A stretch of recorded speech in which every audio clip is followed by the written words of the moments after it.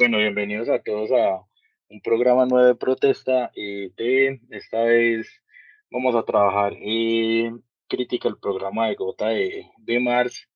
Estoy con Leonardo Agudelo, él es docente del programa de Sociología de la Universidad de Caldas y hace parte de la corporación CIRS. Igualmente, Víctor Patiño, él es sociólogo egresado de la Universidad de Caldas, también sociólogo adscrito a la corporación CIRS. Y mi persona, Marlon Castañeda, estudiante del programa de Sociología. Bueno, la idea es que abordemos con este texto un poco, también digamos que en el marco de lo que se vino realizando hoy, que se anunció con unos días de antelación, que fueron las marchas en contra del gobierno, pues un poco que abordemos también la idea del partido, del programa y de la organización en el marco de lo que ha sido el gobierno Petro, teniendo pues como excusa el texto de la crítica al programa de Gota de Marzo. Para eso, pues, le pediría a Víctor si nos puede hacer pues una introducción al texto. ¿Qué hubo, Marlon? Buenas noches. Sí, pues la introducción es un poco sencilla porque la crítica al programa de Gotha es, digamos, escrita por Marx en 1875 con motivo de la fusión entre la Lasallana Asociación General de Trabajadores de Alemania y el marxista Partido Socialdemócrata Obrero de Alemania, para que posteriormente, resultado de esa fusión, saliera el Partido Socialista Obrero Alemán, ¿cierto? Digamos que el texto fue escrito en 1875 y hay que tener en cuenta que fue leído solamente por unos cuantos dirigentes. Fue realmente pues publicado, que lo leyera cualquier persona en 1891. Digamos que eso también expresa, digamos, la intención de esos pocos dirigentes que la leyeron de no difundir, digamos, esas ideas que Marx plasma en este texto en torno a los problemas que vio en este programa para, pues, para el futuro del movimiento obrero alemán, sobre todo, que digamos, se ve torpedeado precisamente por esta crítica y por los elementos que él critica en este programa. Eh, eh, de hecho, uno de los testimonios, digamos, así someramente parafraseado, es que el texto no se difundió porque se pondría en peligro las negociaciones mismas de esa fusión. Y ahí ese es el contexto, digamos, escueto, sencillo para saber a qué se refiere esa crítica y a qué programa se refiere. Bueno, ya mencionaba pues Víctor que el texto es pues el desarrollo básicamente de la crítica digamos que la cristalización de un proyecto que se da pues en esto que está abordando Marx.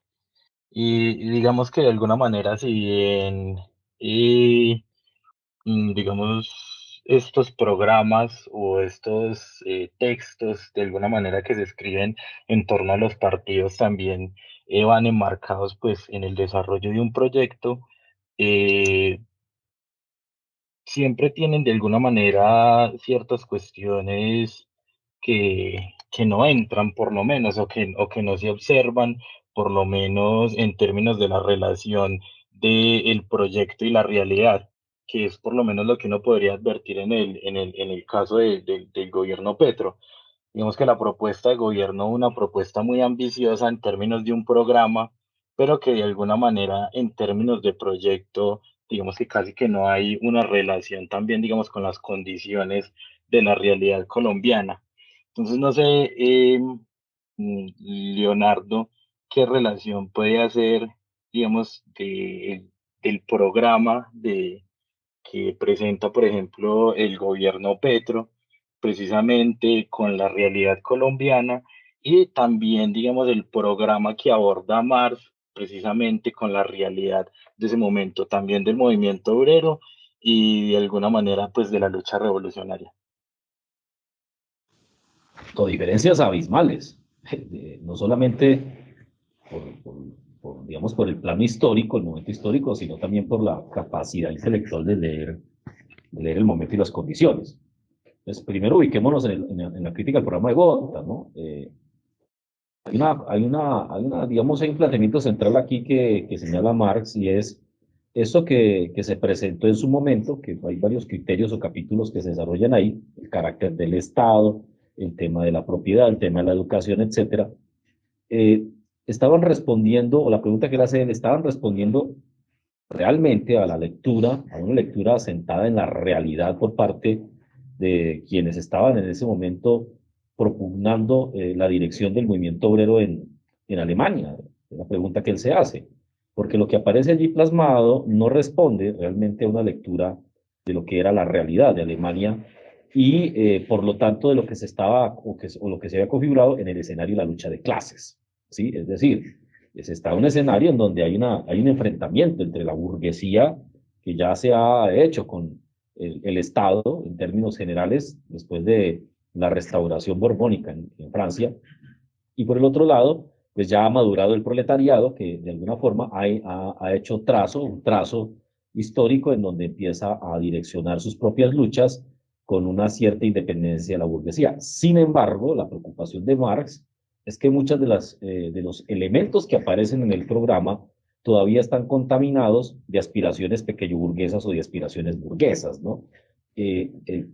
Parados sobre una serie de supuestos todavía burgueses, todavía producto del liberalismo, como por ejemplo pensar que el Estado es algo libre, que el Estado es libre, ¿sí? Quizás es como el centro de la crítica que él hace en el programa de Gotha.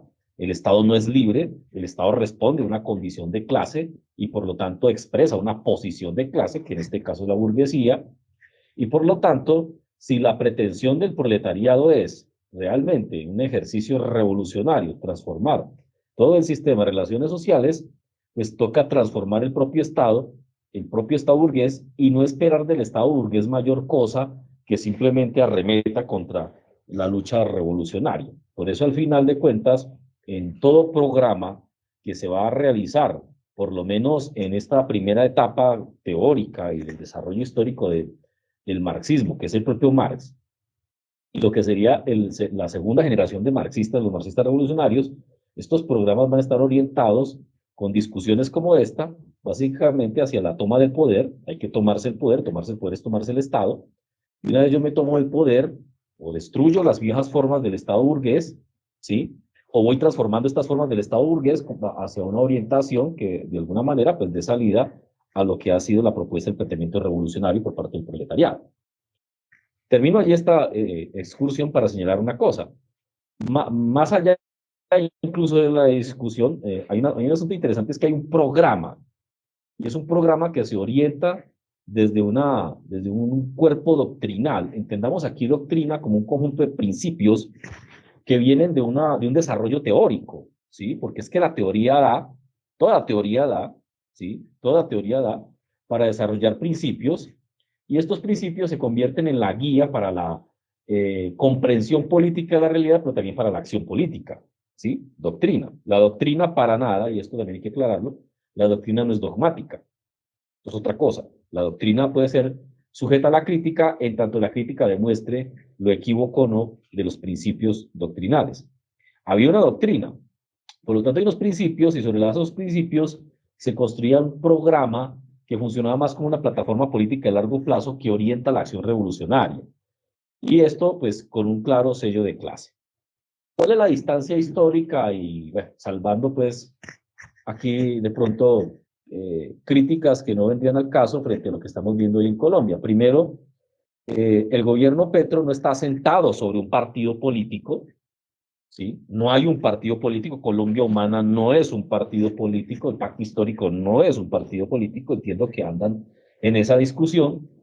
Difícilmente va a llegar a ser un partido político, pienso yo, porque de entrada no hay una unidad doctrinaria, no hay un componente intelectual sólido, fuerte, que esté haciendo una lectura de la realidad colombiana, o en el momento, pues en Colombia, la realidad en el momento en Colombia, que por lo tanto oriente, por un lado, el pensamiento político y por otro lado, la acción política. No vemos eso. Digamos que la gran conclusión después de casi 2 años de gobierno de Petro es que no hay un norte, no hay ese conjunto de principios.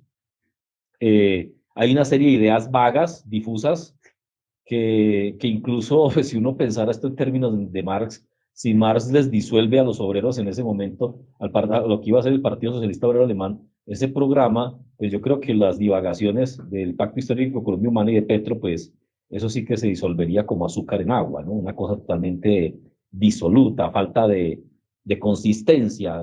¿Qué es esto del país potencia de vida? ¿Esa vaina qué es? ¿Y cómo se corresponde con el desarrollo real de un país?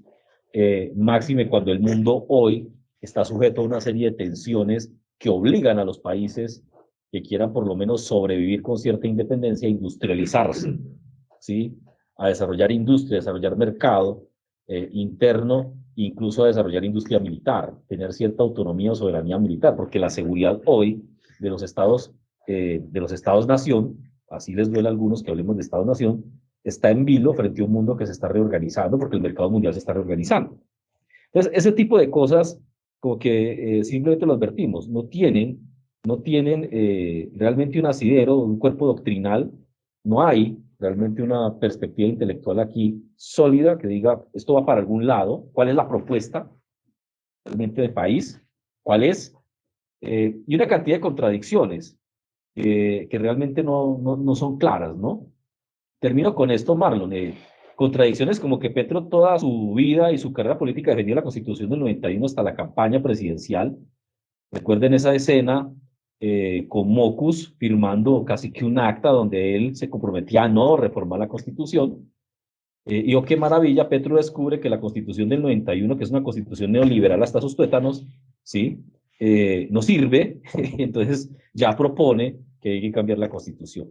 Simplemente no hay un norte, no hay un proyecto, y lo que Petro expresa, él como individuo, es esa falta de claridad y de orientación de los sectores políticos que lo apoyan, pero de alguna manera también expresa una falta de orientación de la sociedad misma, que está un tanto desorientada.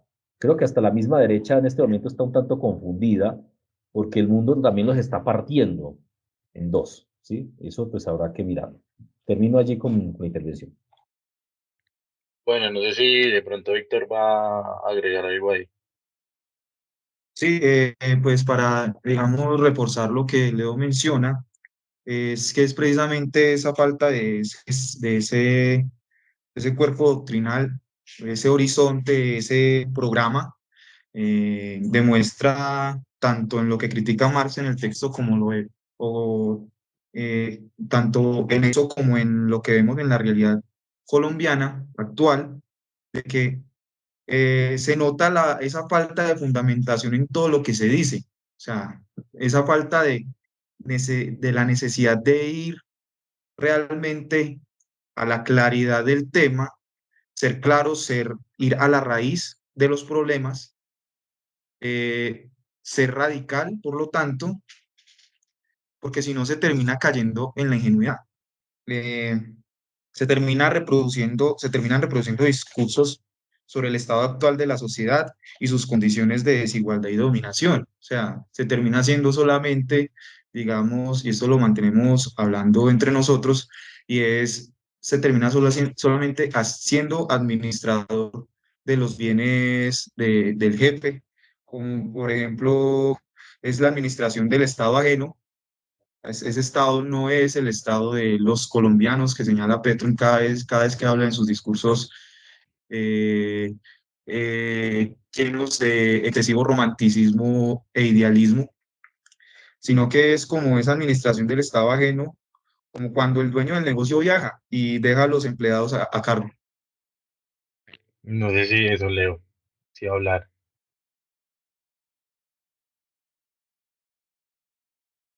Sí, es que digamos que hay una cosa allí que para que no se quede, es que nosotros somos antipetristas o una cosa de esta. Pero es que es buscar consistencias y no solamente decir como leí esta mañana en el perfil del Facebook de alguien por ahí que milita en una de estas organizaciones, y es que no salgo a marchar porque yo estoy en contra de los que están en contra de la reforma pensional de esta vaina, y si bien el gobierno de Petro cometió algunos errores, hay que apoyarlo. Digamos que el tema no es que nosotros estemos diciendo que la derecha tiene razón, y más faltaba, que de alguna manera uno diga, es que no estamos de acuerdo con la reforma pensional ni la reforma a la salud, ni estas cosas que se han propuesto. La pregunta va es, primero, eh, ¿cuáles son las condiciones sociales sobre las cuales se supone van a sustentarse estas reformas? ¿Sí? Porque son reformas que parecieran seguir estando cimentadas en el modelo económico neoliberal, que no se toca para nada. La gran preocupación, ¿sí? Un Estado que, aún en el gobierno de Petro, mediante reforma tributaria, que se va contra los salarios, pretende ejecutar algunas políticas sociales, no contra el capital, ¿sí? No contra el capital. Cuando uno lee ese apartado del Estado, y de cómo Marx le dice a los obreros en el momento en que se escribe el programa de Gotha, es que usted tiene que tener en cuenta que aquí la lucha es contra el capital y lo que representa el Estado frente al capital, ¿sí? No nos podemos andar en sofismas. Ahora, traduzca eso en esta época donde el Estado colombiano, y esto lo dijimos hace varios programas, no tiene activos, porque los activos del Estado fueron vendidos o regalados a precio de gallina flaca hace 30 años, gracias, entre otras, a la Constitución del 91 y las reformas de Gaviria, ¿sí? El Estado a la única cosa que le puede echar mano en los distintos gobiernos es al régimen tributario. Entonces, ¿cómo se sostiene esto si al final de cuentas el modelo económico no se toca en lo fundamental? ¿A costa de quién? ¿Sí? Entonces son preguntas que uno dice, puede que la reforma pensional sea muy bien intencionada y de hecho uno está de acuerdo en principio con lo que se plantea ahí. Bacano que las señoras que tienen 3 hijos y no alcancen a pensionarse porque le van a quedar falta una semana y puedan pensionar. Yo estoy de acuerdo con eso, ni más falta, yo estoy de acuerdo, ¿sí? Con eso y estoy de acuerdo con algunos aspectos de la reforma de la salud, pero la pregunta es mucho más de fondo, eso quién y cómo lo asume y de dónde va a salir la plata, porque uno dice, es que la plata sale del Estado, pero el Estado de dónde la saca. Y es lo que no se dice, porque no está claro eso, porque no hay un planteamiento claro, porque no hay unos principios claros, porque no hay una apuesta realmente clara de tocar, si estamos hablando en términos del capitalismo, no estamos hablando de socialismo ni comunismo, sino solamente en términos de capitalismo, los elementos más problemáticos del modelo capitalista en Colombia y en este caso en su versión neoliberal colombiana. Y eso es lo que lo lleva a uno a pensar que o no hay un proyecto claro, no hay un proyecto claro, ¿sí? Y hay una necesidad inmediatista de generar algunos efectos sociales, pero que no está permitiendo crear infraestructura política a largo plazo para el pacto histórico ni Colombia humana, la verdad, ¿sí? Entonces se requiere como un efecto inmediatista, pero que a largo plazo termina complicando mucho más la cosa porque en términos estructurales el modelo no se toca. Entonces, ¿de dónde va a salir la plata? A costa de los trabajadores, al final de cuentas. Y eso es como el ejemplo del tema del alza de los combustibles. No es que hay que desmontar el fondo de estabilización de precios del combustible porque eso favorece a los transportadores. Sí, eso es cierto, ¿sí? Pero la parte de la historia que no se contó era que no se le iba a cargar esto al capital ligado a los transportadores y a las empresas distribuidoras de combustible y no al bolsillo de los colombianos. Las marchas de hoy, las marchas de hoy no es porque la gente esté protestando contra el sistema pensional, ¿sí? La gente de pronto ni idea tiene de eso. Y no estoy hablando de la gente de la burguesía y esto que es lo que señalan un poco los ingenuos en redes, sino gente del común que salió a marchar porque es que siente su bolsillo golpeado por el alza de los combustibles. Donde el presidente en campaña hace 2 años dijo que había que mantener los precios de la gasolina por el rango de los 8.000 pesos. Y ya vamos a casi 16.000 pesos el precio del galón. Y eso afectó todo. Son las inconsistencias que uno tendrá que ver, que responden a la falta de un norte, de una orientación política, de una doctrina política que defina cuál es el dichoso cambio. Para más será, claro, el cambio de la revolución y la supresión del capitalismo. Bueno, no le pidamos tanto a la gente aquí, pero por lo menos que cuando la gente hable de cambio, póngale esa vaina un apellido, ¿sí? Y de una indicación de a dónde va ese dichoso cambio. ¿Cuál es el norte o el sur, como lo quieran decir, del tal cambio? Pero dejemos de hablar de cambio de una manera tan abstracta, porque el cambio como que parece ser más a la derecha, que hacia otra cosa, ¿no? Entonces, esto también termina reafirmando nuestra ya vieja tesis de que estamos ante una izquierda neoliberal. Bueno, yo creo que ya lo mencionaba Leo, una de las cuestiones como más importantes que aparece ahí en la crítica del programa de Gotha es la idea del Estado y sobre todo digamos que el carácter del Estado con la idea de que pareciera que el Estado tiene pues una asepsia, como si fuera limpio, como si no respondiera de alguna manera a ciertos intereses. En ese sentido, pues digamos, los análisis que se hacen en Colombia pareciera ser que van dirigidos precisamente a que el Estado y la democracia se encuentran pues en buen estado de salud, toda vez que de alguna manera cada 4 años se puede cambiar de alguna manera de gobierno. Y digamos, eso es lo que aparece por lo menos en los análisis y eso por lo menos lo trasladan al escenario de hoy. Entonces, pues dicen, es síntoma de buena salud dentro de la democracia que básicamente tanto el gobierno pueda sacar a sus bases a marchar, como que la oposición también saque sus bases a marchar, pero de alguna manera como que no se da cuenta o no se responde precisamente al hecho de que el Estado es una cuestión que responde realmente a los factores de poder dentro del país. Entonces pareciera ser que hay una equiparación dentro de las posibilidades que tiene el gobierno como gobierno con las posibilidades que tiene la derecha, como oposición y aparte como factor real de poder dentro de Colombia.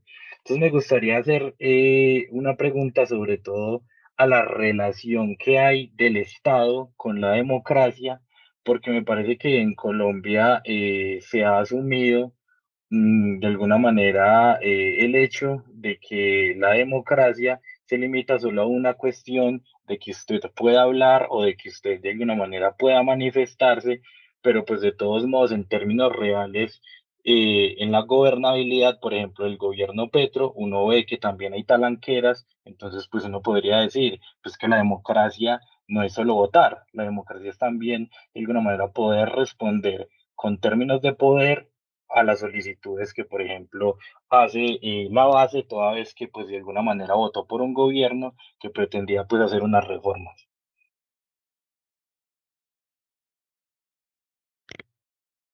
Pues sí, de hecho, yendo de nuevo al texto, pues quiero retomar la cuestión de que Marx habla de la distribución de la tierra y que precisamente la posesión sobre la tierra y que precisamente le hace la crítica a que se criticaba solamente una parte de la burguesía y la otra no.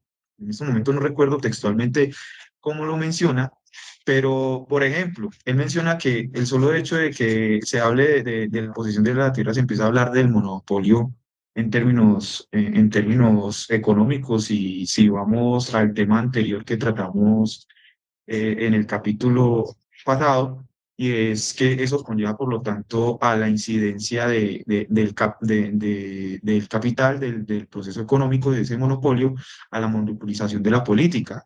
Y como precisamente si usted no toca esos factores, no toca esos elementos, usted realmente no está tocando nada, usted solamente está maquillando al muñeco. Realmente le está poniendo un moñito rosa para que se vea diferente, pero realmente no le está quitando, no le está transformando o quitando aspectos que usted supuestamente critica. Yendo pues a hablar, por ejemplo, y se hace la constante crítica de, de hablar de, por ejemplo, el medio ambiente y de la incidencia del capitalismo en el medio ambiente, pero de todos modos se busca limpiar, digamos, la existencia humana dentro del capitalismo, creando un capital verde o generando a partir de eso una transformación, una migración del capital basado en petróleo a otro tipo de capital y en la explotación diferente de la tierra, por ejemplo. Pero el problema no es ese, el problema es la posesión sobre la tierra como un medio de producción fundamental. Entonces, me parece fundamental también tener en cuenta eso, o sea, el Estado refleja esas condiciones, el Estado refleja los intereses de los dueños, de los propietarios de esos medios de producción, y si no se toca y ni siquiera se menciona eso, y es más, si yo estoy más dispuesto a cada ratico, cada vez que yo vea que mis reformas no se están dando, mis mis diferentes condiciones como gobierno, que por las cuales subí como gobierno, no se están dando, entonces me reúno con la clase alta, me reúno con la oligarquía para tratar de decirles que suavicen su accionar y que me dejen gobernar.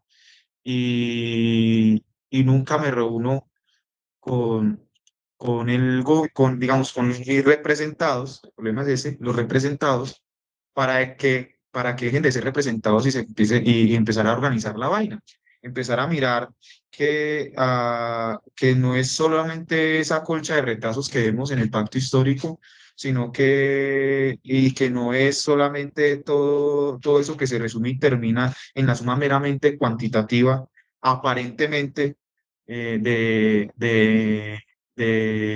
la política, que es reflejada en los votos, sino que realmente se tiene que ir un poco más allá, y empezar a organizar la cosa, empezar a organizar la cosa y empezar, si bien no hay, digamos, mucho realmente en términos organizativos, se puede empezar a hacer. Y yo era uno de los que pensaba en un principio que este gobierno era la oportunidad para hacer eso.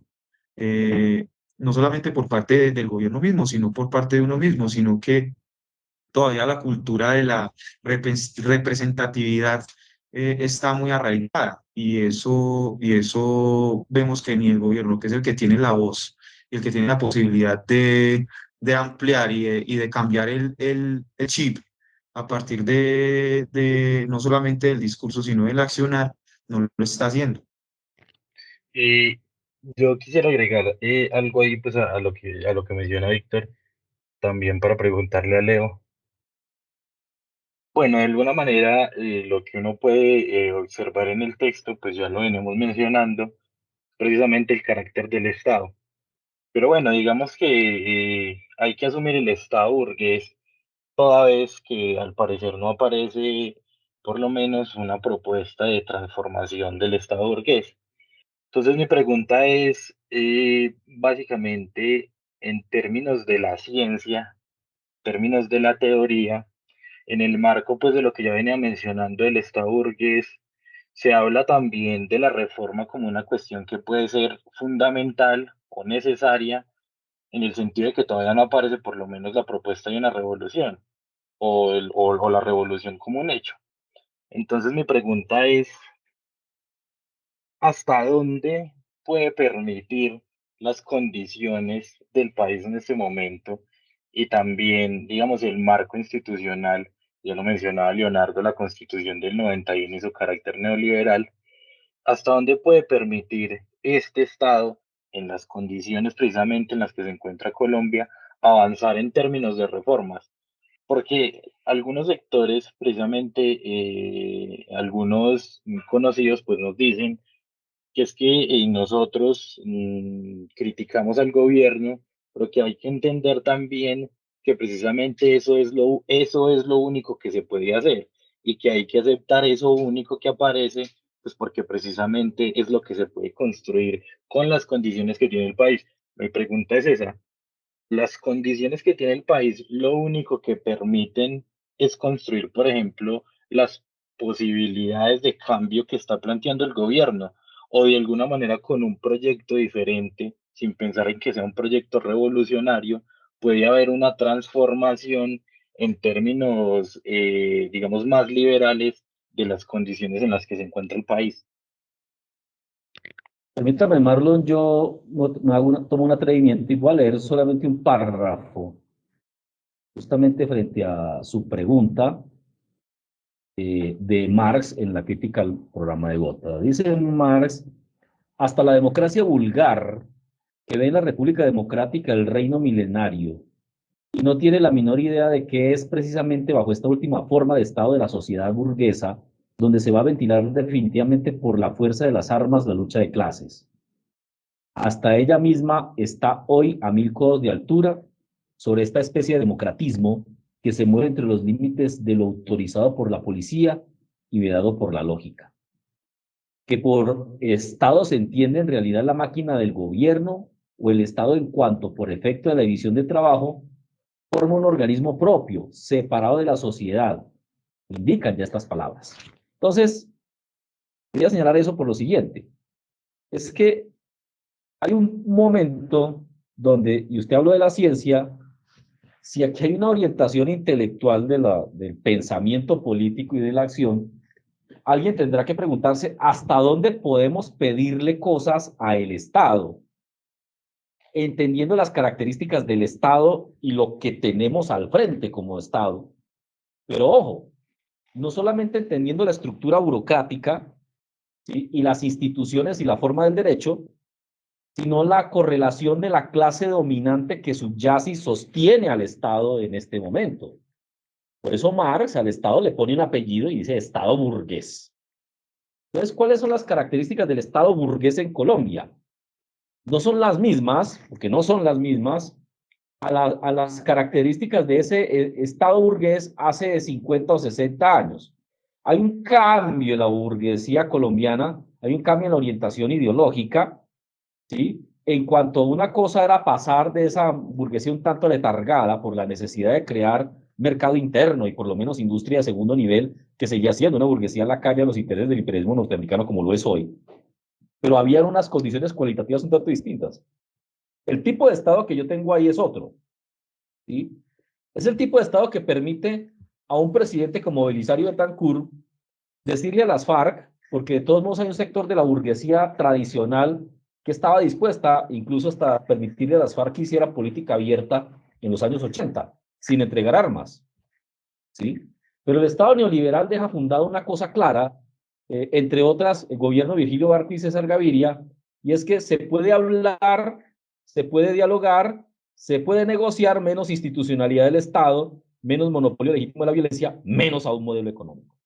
Entonces, si yo tengo realmente think tanks en la izquierda colombiana, si existe tal cosa, yo no hablo de progresismo porque eso es como dicen los cubanos con Juana y su hermana, la misma mierda, eso es cualquier cosa, ¿sí? Progresismo, eso es una porquería, esa vaina, eso hay que cuestionarlo bastante. Llamemos izquierda a esto. Si hay realmente gente pensando, lo primero que tienen que decir es qué es lo que yo tengo al frente como Estado, cuáles son las características de la burguesía neoliberal y hasta dónde yo puedo pedirle a esa burguesía neoliberal. ¿Qué le puedo yo pedir a la burguesía neoliberal? Digo pedir casi que en la actitud cristiana del penitente que suplica algo, porque en eso se convirtieron en esto que llaman movimientos sociales, casi que unos rituales de súplica, mendigándole al Estado neoliberal, ¿sí?, que les entregue unos mendrugos a cambio de, a cambio no joden en las calles, ¿cierto? En esto se terminó convirtiendo un poco este tema. Y en algún momento el Estado neoliberal, ¿sí?, tendrá incluso la posibilidad, la potestad de decir, ya no le entrego ni siquiera mendrugos, ya no hay limosnas para entregar, ya no hay nada, porque de entrada tampoco ha estado dispuesto a ceder en lo fundamental en términos de lo que se consideran los aspectos esenciales de la sociedad, ¿sí? El modelo neoliberal no se toca.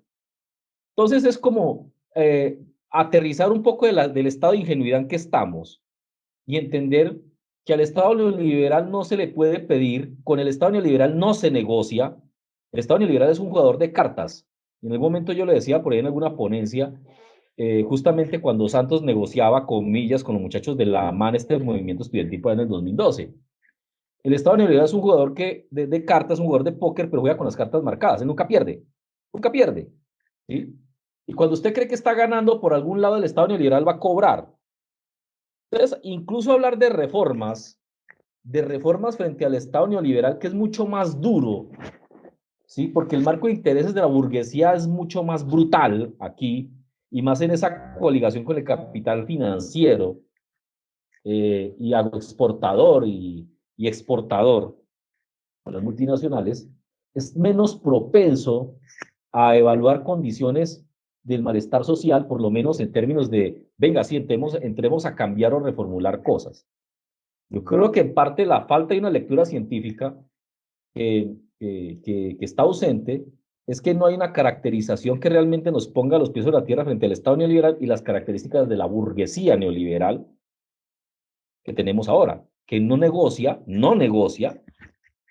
Yo siempre le digo a la gente, recuerde las palabras de Humberto de la Calle Lombana, no se negocia lo fundamental, ni institucionalidad, ni modelo económico. Que si eso no se negocia, entonces, ¿qué? ¿Sí? Yo puedo matarme y romperme la cabeza, educación, a la salud, al trabajo, etcétera, pero si la columna vertebral de eso no se modifica, al final las condiciones sociales seguirán iguales o peor, porque de algún lado la plata para sustentar lo que aquí se llamaría beneficios sociales tendrá que salir de algún lado, pero como el Estado neoliberal no va a ceder frente a cargarle esto al capital, se lo terminan cargando a los trabajadores. Entonces, ahí lo que yo pienso, Marlon, es que aquí estamos más ante un debate ideológico en el sentido de Marx, de unas posturas ideológicas como falsa conciencia, de utopismos perversos, de ensoñaciones y deseos pequeño burgueses, muy a la manera de Lasalle, de Proudhon, ¿sí? Incluso de Comte, que realmente una postura científica frente a lo que tenemos y hasta dónde podemos ir con el Estado neoliberal, ¿sí? Y una última cosa allí, hay una negación a la lucha de clases.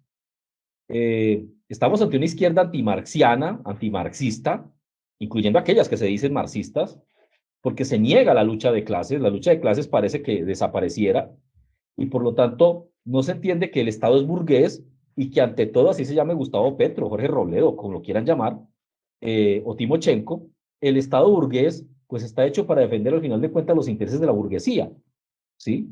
Y no va a ceder en eso, no va a ceder en eso. Creer en la democracia representativa burguesa es seguir creyendo en los cuentos de los hermanos Grimm. Realmente eso es una fantasía, donde al pueblo, comillas, al proletariado, a la clase trabajadora, al campesinado, etcétera, a los estudiantes, se le dan contentillos con ciertos, comillas también, escenarios de participación supuestamente democráticos, pero que en el fondo no resuelven absolutamente nada, ¿sí? Aquí los muchachos de las universidades ponen contentos cuando mandan a un representante de estos al Congreso a echar un parlazo allá sobre la reforma de educación superior y que es un gran logro. ¿Cuál logro? ¿Sí? ¿Cuál es el logro? Cierro con esto. Petro presentó como un gran logro el tema de la gratuidad de la educación para todo el mundo en la educación pública. Primero, eso ya lo había hecho Santos con Estatuto 1, 2 y 3. Y Duque lo reafirmó incluso en medio del paro del 2021. ¿Sí? Lo que hizo Petro fue garantizar la educación gratuita al estrato 4, 5 y 6. Es decir, que los estratos más pobres, la clase trabajadora que paga impuestos, Marx lo plantea en la crítica al programa de Gotha, cuando se habla de educación popular, gratuita y para todo el mundo, estamos en el capitalismo, los trabajadores más pobres terminamos pagándole la educación a la clase media alta y a la burguesía en las mejores universidades. Una cosa más perversa entonces que vamos a tener un proceso de segregación y segmentación incluso de la calidad de las universidades públicas de élite, a las cuales entrará la élite gratuitamente, y universidades públicas de segunda, tienen menos recursos, usualmente las regionales, donde entrarán los hijos nuestros, los hijos de los trabajadores, pequeña burguesía, bueno, clase media o proletariado semi-ilustrado, ¿sí? Y los pocos trabajadores rasos que puedan meter a un muchacho en la universidad. Terminamos los trabajadores pagando la educación a los ricos. Lo dice Marx en la crítica del programa de Gotha. ¿Eso hasta qué punto es un avance? Claro, la burguesía aplaudió la reforma, no se le opusieron. Sí, ¡qué maravilla! No vamos a pagar nuestra educación en las universidades públicas buenas, que bien pocas que son, ¿sí? Ni en las privadas, porque nos la van a pagar estos infelices. Yo, con el perdón de los que se ven beneficiados con eso, me puedo incluir ahí, claro, tengo una hija y que en el futuro tal vez se vea beneficiado por esa vaina, pero realmente eso es totalmente injusto, ¿sí? Con los trabajadores. Y en términos de buscar una especie de justicia social a rajatabla, se legisla con una pretensión de igualdad, propio Marx lo dice, cuando realmente el sistema tiene que legislar sobre la base de la desigualdad. No es posible entonces que por darle educación a todos, terminemos pagando de los trabajadores la educación a los ricos. Son aspiraciones democrático pequeño burguesas. Obviamente no todo el mundo es rico, hay gente de clase media muy golpeada que pues, se va a ver beneficiada por el tema de los hijos en la Sí, pero universidad. también en qué carreras. ¿Sí?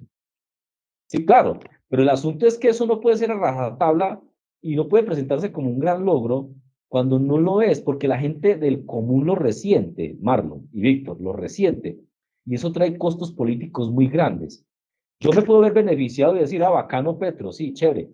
Ajá, pero en términos políticos a largo plazo, ¿qué expresa eso? Primero, la negación de la lucha de clases, cómo las aspiraciones de la clase obrera terminan incluso favoreciendo en el escenario de la democracia burguesa los intereses de la burguesía.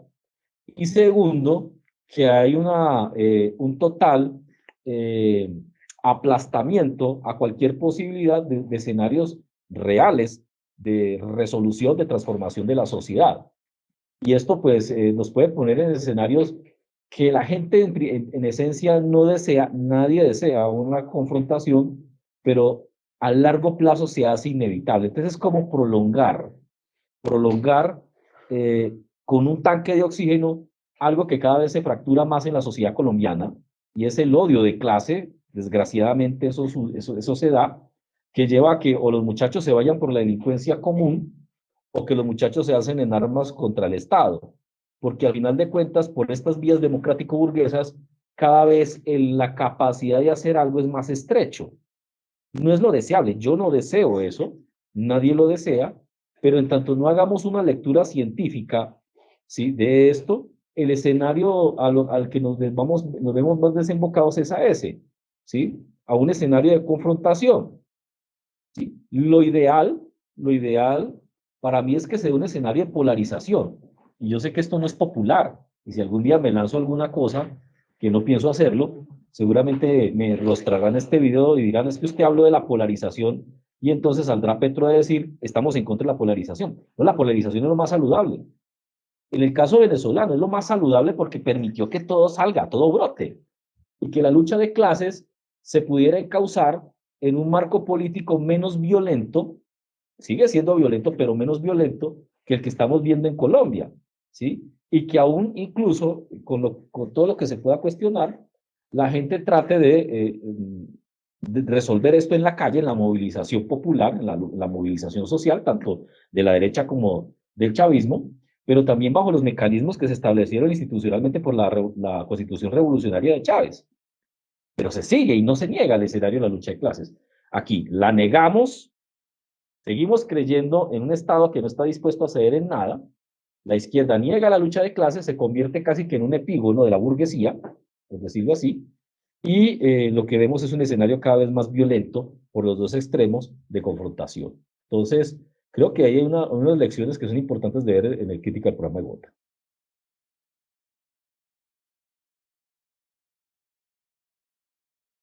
Sí, pues para seguir con lo que Leo acaba de mencionar, y es precisamente que Marx menciona ahí, es la lucha de clases existente es sustituida por una frase de periodista, el problema social. O sea, cómo precisamente se soslaya o se cubre eh, o se ignora, se deja en un rincón y no se toca el hablar de lucha de clases y no hay alguien que visiblemente, o sea, una persona que tenga visibilidad y que tenga, digamos, o una organización o un partido que tenga la suficiente visibilidad y que hable de algo diferente a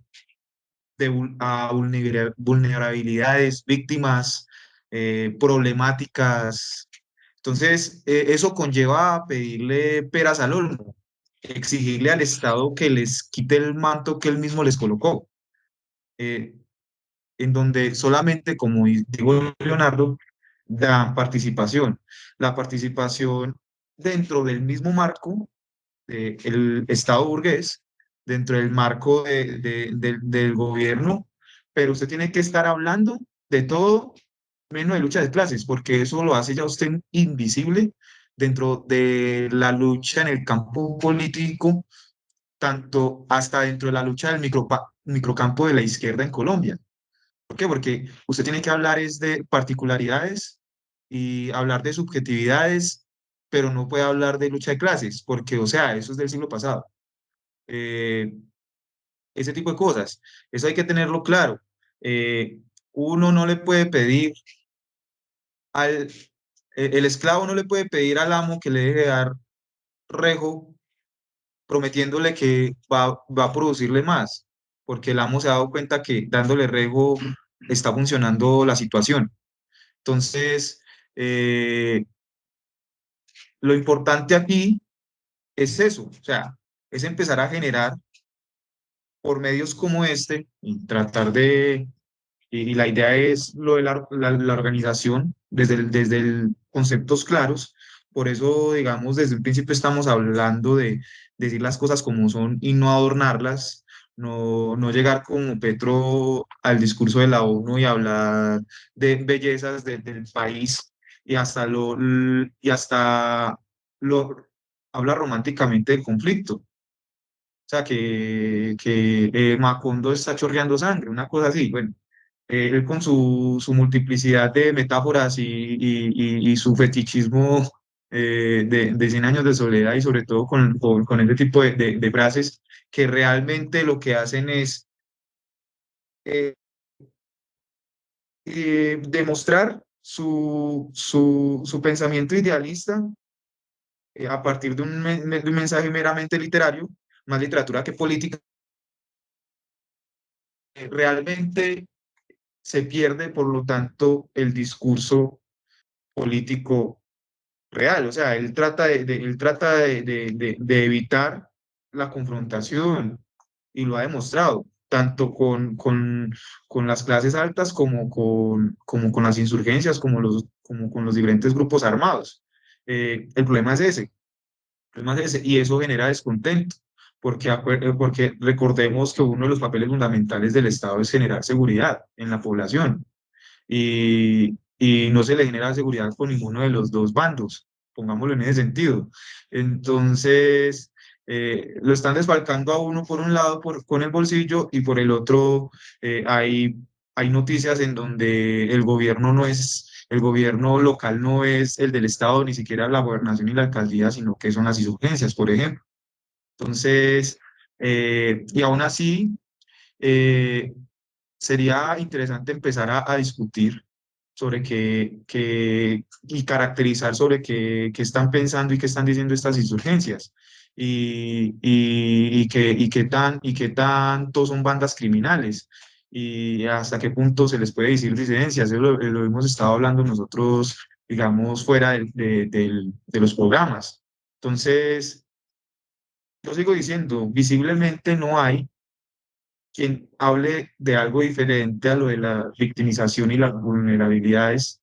Si usted no es parte de esos grupos poblacionales, prácticamente no participa ni siquiera de las ayudas estatales superficiales de recibir dinero mensual, por ejemplo, o de recibir un cupo en la universidad, porque hasta eso se termina peleando, pelea entre miserables. Eh, entonces, y los que lo hablan terminan siendo estigmatizados. Eso es una discusión y eso es algo importante para la discusión. Yo Marlon, quiero agregar antes, algo ahí antes de que Marlon, Leo. Sí, hágale, hágale. es que se me da una idea, Marlon, se me da una idea allí, qué pena. Es que usted Agárrela. la pregunta que hacía ahorita, y Víctor me hizo caer en cuenta, que hasta dónde se puede llegar, ¿sí? Pero entonces la pregunta habría que también que pensarla es, ¿qué es lo más revolucionario que se puede hacer en Colombia?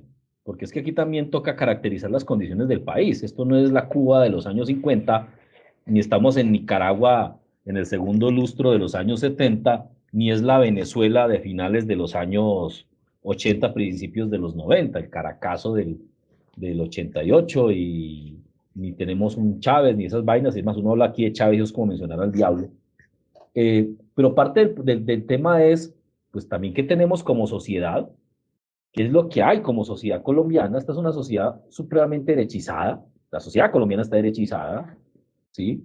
Eh, y no es de ahora, ni es culpa de Uribe, esta es una sociedad que se formó en el anticomunismo de los años 30, donde hoy, ni la izquierda habla de revolución, o lo que hay es un concepto prostituido de revolución, ¿sí? Porque revolución también puede ser cualquier cosa. Y entonces a cualquier pendejada que se le ocurra al gobierno de turno promulgar como algo novedoso, lo tildan de revolucionario, pues eso realmente no toca nada fundamental, ¿sí? Entonces también parte de la pregunta es, en un país derechizado como este, derechizado, un país extremadamente derechizado, tanto desde la derecha hasta la izquierda, porque la izquierda está derechizada, ¿sí? Profundamente institucional, profundamente institucionalizado también, todo el mundo está institucionalizado aquí en un alto grado. ¿Qué es lo más revolucionario que se puede hacer? ¿Hasta dónde las condiciones lo permiten en cierto momento? Y lo pregunto no porque tenga la respuesta, sino porque hay que advertir que tampoco uno puede esperar que en Colombia las cosas se puedan dar de golpe, porque eso también sería bastante infantil de izquierda, como diría Lenin. Aquí hay que pensar en procesos de largo plazo y pensar qué es lo que yo puedo ir avanzando en ciertos periodos o ciertos momentos bajo ciertas condiciones históricas, ¿no? Pero eso nuevamente requiere, Marlon, que haya una lectura, una conceptualización, una lectura científica de la realidad que se exprese en términos políticos. Yo tengo claro eso, pues yo sé hasta dónde puedo avanzar con una sociedad altamente derechizada, anticomunista, ¿sí? Y señalo el anticomunismo no porque pretenda que el comunismo venga acá y se baje como el reino de los cielos a la tierra, sino porque cualquier cosa que uno diga en este país hoy, incluso viendo las marchas que se dieron, que no fueron poquitas, y a mí que no me vengan a desdeñar estas marchas, que fueron grandes, ¿sí? Hoy, así sea una pendejada como decir, oiga, pues démosle un subsidio de transporte a los muchachos de los colegios de estratos 1 y 2.